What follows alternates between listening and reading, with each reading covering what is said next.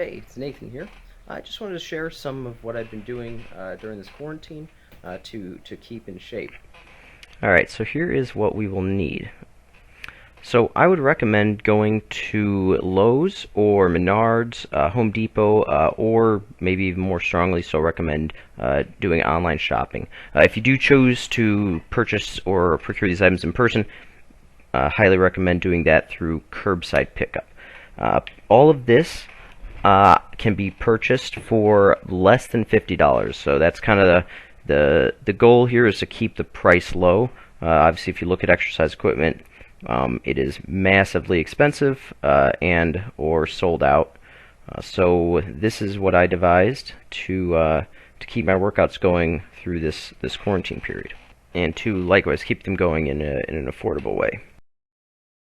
I'm using a basement space for my workouts, but whatever space you choose, just make sure it's clean, open, safe to move around in. Next, I'll be listing off the items that you'll need to build these pieces. And total setup time really shouldn't be much more than an hour. It's all pretty simple. So the main component, our main lifting bar, is going to be a 5-foot long by 1-inch round galvanized rod found in the plumbing section. With it, we'll get 2 end caps fitting that 1-inch bar, also in the plumbing section, about $3 each. The weights for our heavy lifts are going to be cinder blocks, 45 pounds each. Those are about $1.50 each, and I got 8 of them. So we'll need 6 cargo straps for a cargo strap-based body weight training system that we'll build. And the handles for that cargo strap weight training system will be 1/2-inch round PVC. You'll need about a foot of that. Exercise pads or towels or just something, sheets, whatever you have around to provide you with padding. Some stools, chairs, tables that you don't mind getting a very fair amount of wear and tear in the name of fitness. We're going to be also for weights using some reusable shopping bags, some cloth shopping bags. Into those shopping bags we'll be putting Ziploc bags, and into those Ziploc bags we'll be putting sand. So a 40 or 50 pound sand bag is about $2. You can get about 25 pounds on each side. Scissors, a handsaw for cutting the PVC, scissors for cutting the cargo straps. So we've got the 3 main lifts we'll set up with these items. We've got the bench press here. Right here we have our squat rack. And then finally, here is a deadlift setup that I've got going. With that bar, you see I've got the end caps. I've marked it. You don't have to do that, but I've marked it with tape every foot just so I can have an even grip. As far as the cinder blocks, I've taken 2 sets of 2, put them together. I've cut 2 pieces of the cargo strap. The top one I've looped through twice. The bottom one I've looped through once. You can see that it's a dark blue cargo strap down there. But this allows me to create a little bit of space where I can slide that bar underneath the cargo strap, and I do that on both sides, and then I have an even weight on each side of that bar. So on the bench press, I've actually simply taken a single cinder block, placed it on each end of the bar, just put that bar right through that hole in the top. For the bench itself, I have 2 cinder blocks placed long ways. I got a little wooden board on top, and then some padding. And the rack for the bar I've made out of 2 construction horses. Now you can use stools for this. I may have to get a little creative.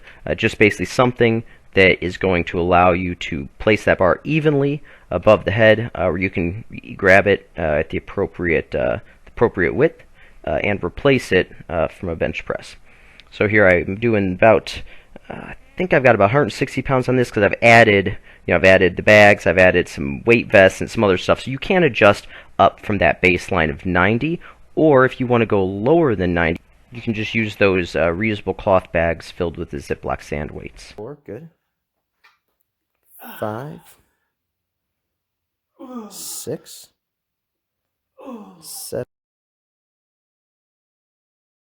So next we have the squat rack set up. For this I've used 2 relatively tall chairs. Stools will also work here. I've backed them up against a table just to keep them from moving. I have those cargo straps, so I've got two cinder blocks held to the bar on each end, and then just for some extra weight, I've put some just little hand weights. Those are about 8 pounds each. So I think it's hitting near near 200 pounds. The bar is maybe 6 or 8 pounds itself. So with this setup, I can safely get under the bar, place it into an appropriate position on my shoulder blades, and remove it by walking backwards. With this as well, if you don't want to use that much weight, you can, like the bench press, just slide that bar through the top of just one cinder block on each side. And again, 45 pounds per block, that's going to give you about a 90-pound squat. Here I have a video showing getting the position. You can see the tension is placed on those straps, but it's even.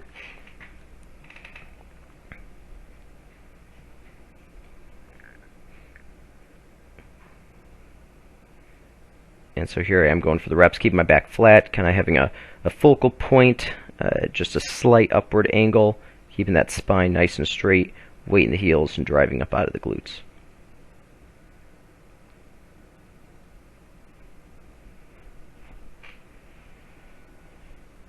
Alright, the next one is our deadlift. So with the deadlift, a deadlift bar, if you use a 45-pound plate on each side of a bar in a standard Olympic-style gym setup, you will have that bar about 9 inches off the ground. What I found is that I can have the bar about, I think it's actually about 8 inches with my setup. So I've placed some cinder blocks on the ground, long ways, and then secured the bar in the same way that I had it secured with the squat.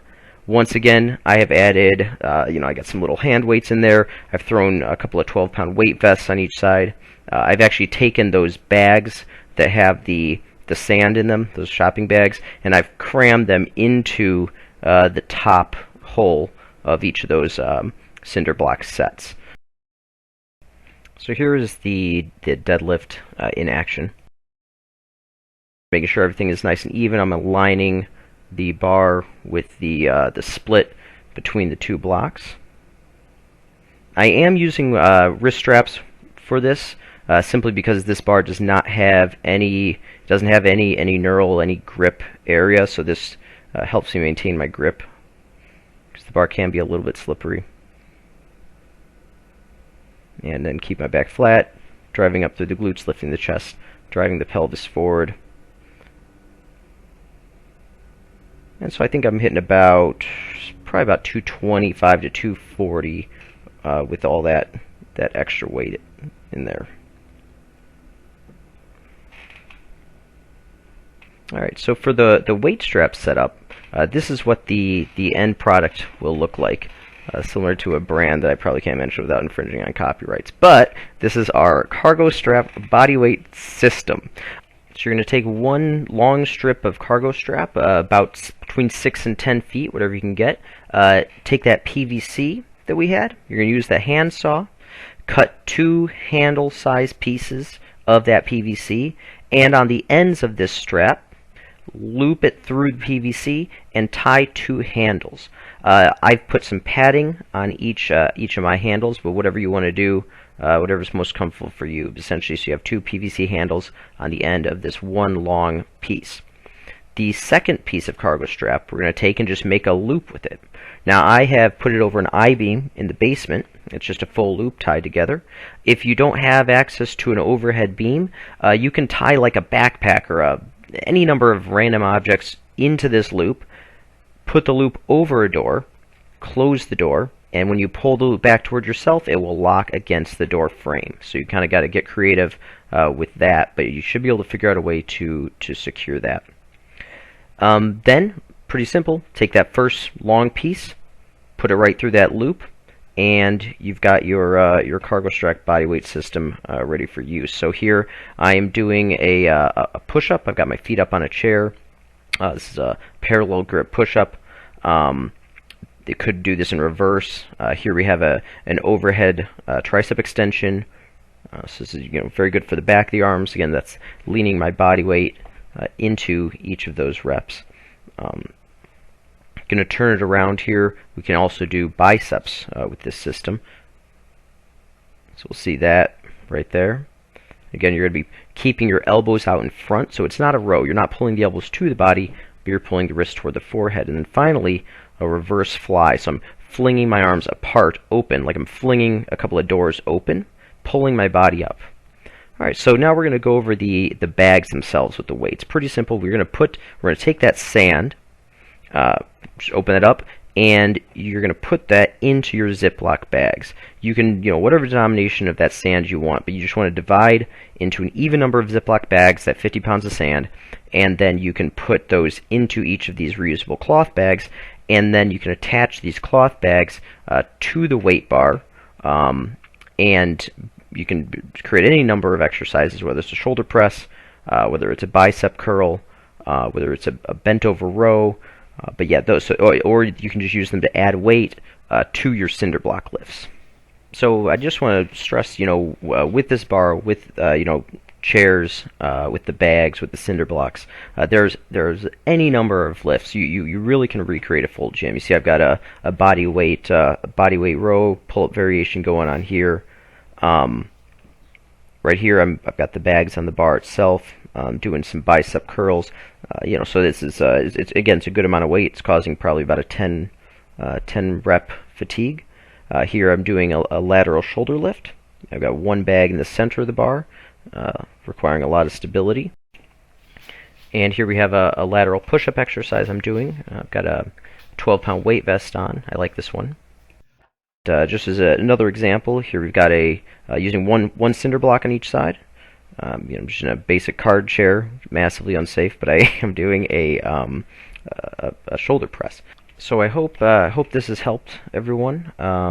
If you have any questions, feel free to ask me. Ideally, I'll post some whole workouts if that's something that people want.